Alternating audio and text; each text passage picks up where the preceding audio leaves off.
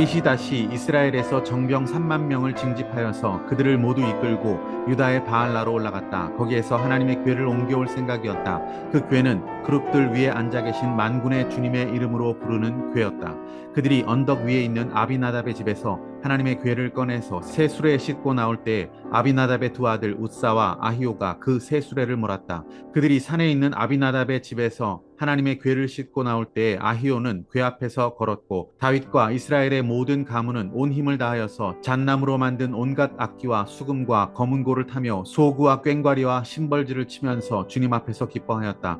그들이 나곤의 타작마당에 이르렀을 때 소들이 뛰어서 궤가 떨어지려고 하였으므로 웃사가 손을 내밀어 하나님의 궤를 꼭 붙들었는데 주 하나님이 웃사에게 진노하셔서 거기에서 그를 치시니 그가 거기 하나님의 궤 곁에서 죽었다. 주님께서 그렇게 급격히 웃사를 벌하셨으므로 다윗이 화를 내었다. 그래서 그곳 이름을 오늘날까지 베레스 웃사라고 한다. 그날 다윗은 이 일 때문에 주님이 무서워서 이래서야 내가 어떻게 주님의 궤를 내가 있는 곳으로 옮길 수 있겠는가 하였다. 그래서 다윗은 주님의 궤를 다윗성으로 옮기지 않고 가드 사람 오벳 에돔의 집으로 실어가게 하였다. 그래서 주님의 궤가 가드 사람 오벳 에돔의 집에서 석 달 동안 머물렀는데 그때 주님께서 오벳 에돔과 그의 온 집안에 복을 내려주셨다. 할렐루야, 아름다운 새날입니다. 다윗은 하나님의 궤를 아비나답의 집에서 다윗 성으로 가져오기를 원했습니다. 궤는 하나님의 임재를 상징하는 것이었고 이스라엘 백성들에게는 민족의 정체성을 상징하는 매우 중요한 성물이었습니다.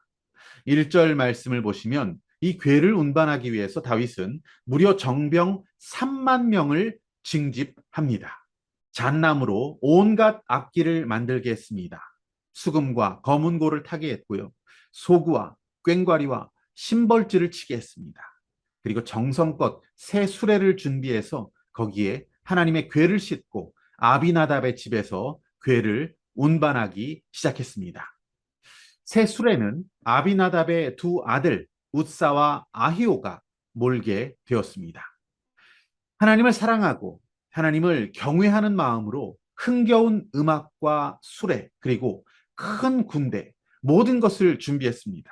할 수 있는 한 최고의 정성을 다해서 이 일을 추진하고 진행해 나가고 있는 다윗의 열정을 우리는 볼 수가 있습니다. 그런데 궤를 운반하는 과정에서 문제가 생겼습니다. 수레를 몰고 있는 아비나답의 두 아들 중에서 웃사라고 하는 사람이 속아 놀라서 궤가 넘어지려고 하는 것을 잡았는데 그만 하나님의 진노로 죽임을 당하고 말았습니다. 이 사고로 인해서 다윗은 궤를 다윗성으로 옮기지 않고 계획을 수정해서 가드 사람 오벳 에돔의 집에 실어가도록 합니다.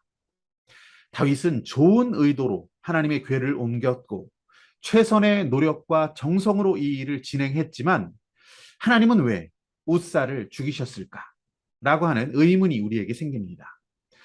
뭔가 중요한 것을 놓치지는 않았을까? 잘못된 방향으로 가고 있지는 않았을까? 생각해 보게 됩니다. 인생에 있어서 속도보다 더 중요한 것은 방향이다. 이렇게들 말합니다.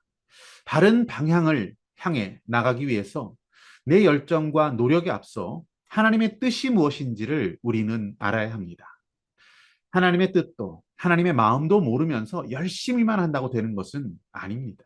율법에 보면 하나님의 궤는 반드시 레위 지파의 고핫 자손이 직접 들고 운반하도록 하셨습니다.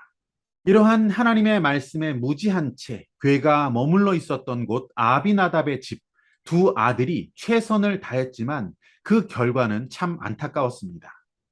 내 뜻, 내 열정, 내 생각보다 하나님의 뜻에 나를 맞추는 것이 더 중요합니다. 그분의 뜻에 조금이라도 빗겨나 있다면 과감히 포기할 줄도 아는 것이 우리의 지혜가 되어야 하겠습니다. 오늘 붙드신 하나님 말씀과 믿음의 결단은